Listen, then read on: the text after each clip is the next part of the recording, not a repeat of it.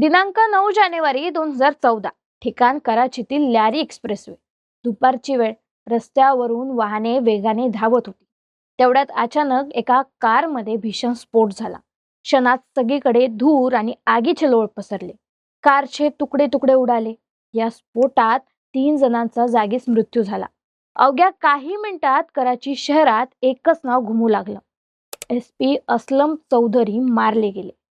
हेच ते असलम चौधरी होते जे त्या काळात कराचीतील गुंडांसाठी भीतीचं दुसरं नाव होतं. लॅरी परिसरातील कुख्यात डॉन रहमान बलोच यांचा एन्काउंटर करणारे तेच चौधरी असलम आणि ज्यांचं पात्र पुढे काही वर्षांनी धुरंधर या चित्रपटात संजय दत्त यांनी साकारले. यानंतर काही महिन्यांनी पाकिस्तानी मीडियात पुन्हा एक मोठा दावा समोर आला. असलम चौधरी यांच्या हत्येमागे भारताची गुप्तचर संस्था रॉचा हात असल्याचा आरोप करण्यात आला. पण प्रश्न अनेक आहेत. असलम चौधरी नेमके कोण होते? त्यांचा मृत्यू कसा झाला? रॉचं नाव या प्रकरणात कुठून आलं? आणि या आरोपांवर भारताची भूमिका काय होती? चला तर मग हे सगळं प्रकरण नीट समजून घेऊया.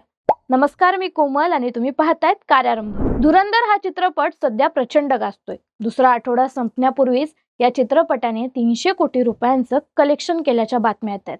यातील प्रत्येक पात्राची चर्चा आहे. अक्षय खन्नाचा रहमान डकेत असो किंवा संजय दत्त यांनी साकारलेला SP असलम चौधरी. विशेषतः संजय दत्त यांची भूमिका चर्चेत आहे. कारण अनेकांचं म्हणणं आहे की चित्रपटात दिसणारा असलम आणि प्रत्यक्षात असणारा असलम या दोघात खूपच साम्य होतं. काही अहवालानुसार तर चौधरी असलम स्वतः संजय दत्त यांच्या व्यक्तिमत्वाने प्रभावित होता. त्यांची चाल, त्यांची शैली, त्यांचा प्रचंड दरारा होता. मात्र चित्रपटापलीकडे जाऊन आता वास्तव काय होतं ते देखील समजून घेऊया. असलम चौधरी हे पाकिस्तानातील वरिष्ठ पोलीस अधिकारी होते. त्यांनी सिंध पोलीसमध्ये SSP म्हणून काम केलं. कराची सारख्या शहरात जिथे गँग वॉर, दहशतवाद आणि माफियांचे साम्राज्य होते, तिथे असलम यांना सरकारचं सर्वात विश्वासू मानलं जायचं. खरं तर ते सरकारचे एक प्रकारे हत्यार होते असं म्हटलं तरी चुकीचं ठरू नये. पाकिस्तानी माध्यम त्यांना सुपर कॉप म्हणायचे. सुपर कॉप म्हणजेच एक अत्यंत हुशार, धाडसी आणि यशस्वी पोलीस अधिकारी. अनेक जण त्यांना पाकिस्तानमधील सर्वात कडक पोलीस अधिकारी मानायचे.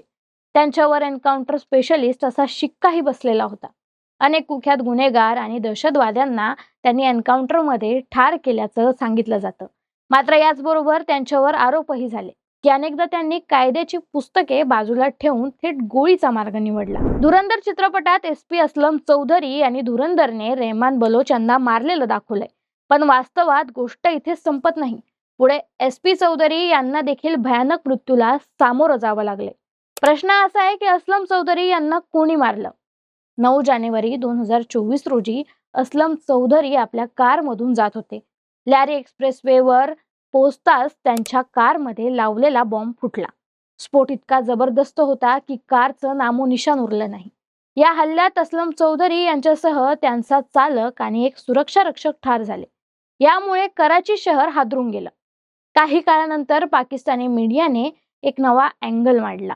या हत्येमागे भारताची गुप्तचर संस्था रॉचा हात असल्याचा दावा करण्यात आला. एका पाकिस्तानी पोर्टलने असा आरोप केलाय की पाकिस्तानच्या कारागृहात असलेले भारतीय नौदलाचे माजी अधिकारी कुलभूषण जाधव यांनी चौकशीत ही बाब कबूल केली असल्याचं सांगितलंय.